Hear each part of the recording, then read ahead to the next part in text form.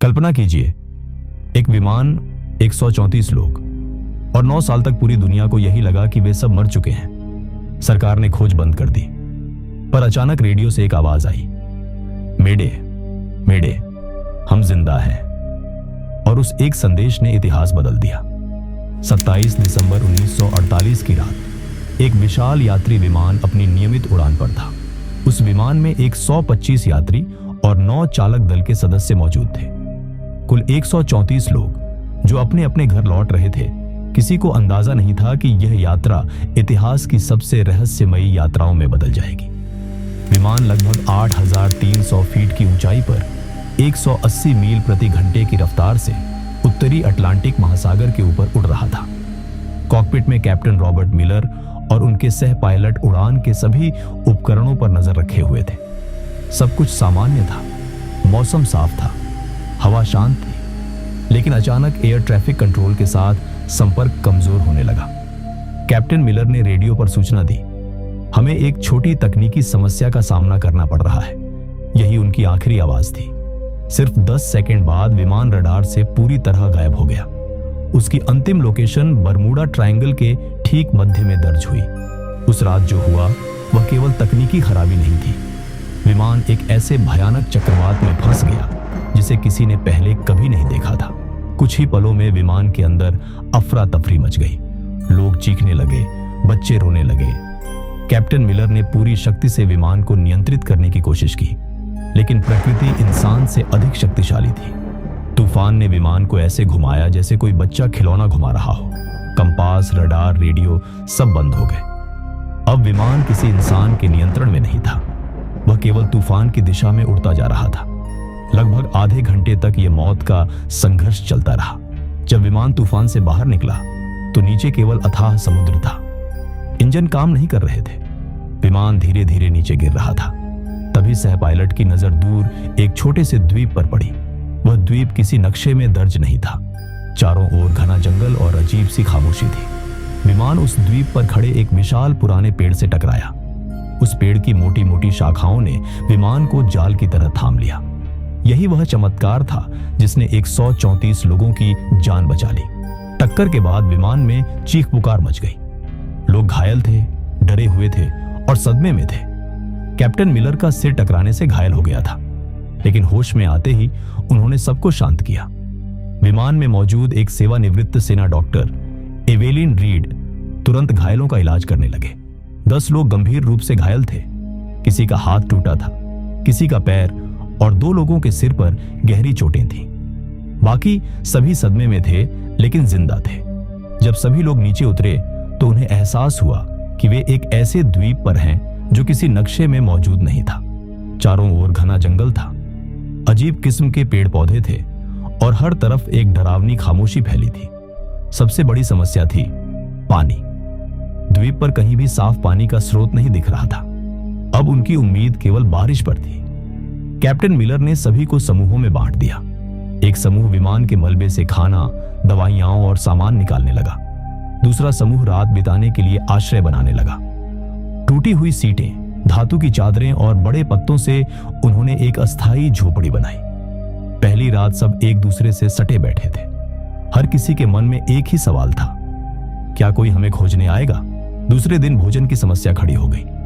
जंगल में कौन सा फल खाने योग्य है और कौन जहरीला, किसी को पता नहीं था। एक अधेड़ उम्र के व्यक्ति ने गलती से एक अनजान फल खा लिया। कुछ ही घंटों में उसकी हालत बिगड़ने लगी और उसकी तड़प तड़प कर मौत हो गई। यह द्वीप पर हुई पहली मौत थी। अब सबको समझ आ गया था कि वे केवल फंसे नहीं हैं, वे हर दिन मौत के बेहद करीब जी रहे हैं। डर फैलने लगा, लोगों में झगड़े होने लगे, खाने को लेकर विवाद बढ़ने लगे।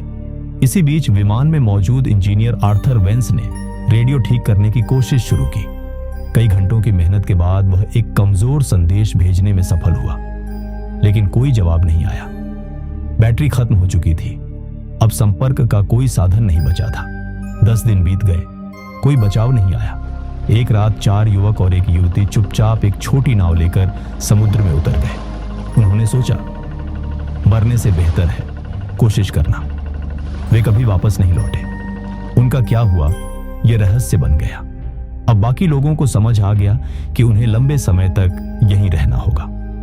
सरकार ने समुद्र में विशाल खोज अभियान चलाया।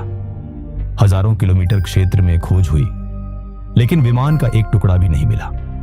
कुछ समय बाद सरकार ने खोज बंद कर दी और सभी को मृत घोषित कर दिया।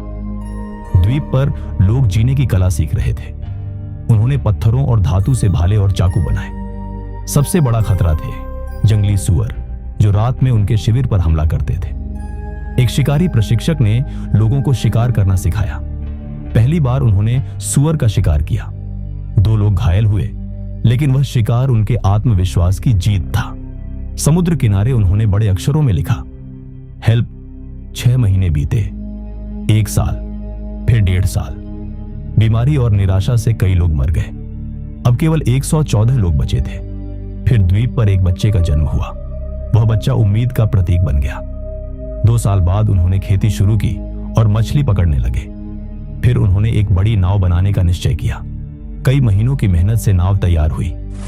25 लोग उसमें बैठकर मदद लाने निकले, लेकिन समुद्र में तूफान आया। लहरों ने नाव पलट दी।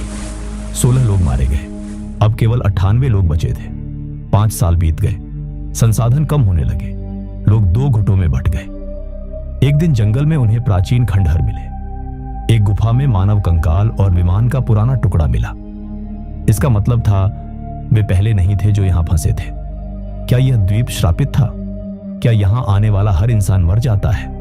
डर और बढ़ गया। 7 साल में संख्या घटकर 82 रह गई। 8वें साल एक भयानक चक्रवात आया। फिर भूकंप आया। भूकंप से विमान का मलबा खिसक गया।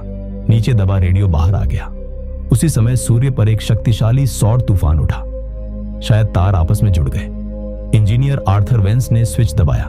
रेडियो से आवाज आई, मेडे, मेडे, यह फ्लाइट NC 16002 है। क्या कोई सुन रहा है? हम जिंदा हैं। मियामी कंट्रोल रूम में सन्नाटा छा गया। सरकार ने तुरंत बचाव अभियान शुरू किया। 9 साल बाद एक सुबह क्षितिज पर जहाज दिखाई दिया। वह अमेरिकी नौसेना का जहाज था।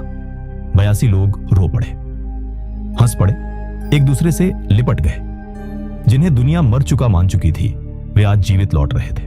उनकी कहानी पर 1958 में एक किताब लिखी गई, lost in the echo of no years.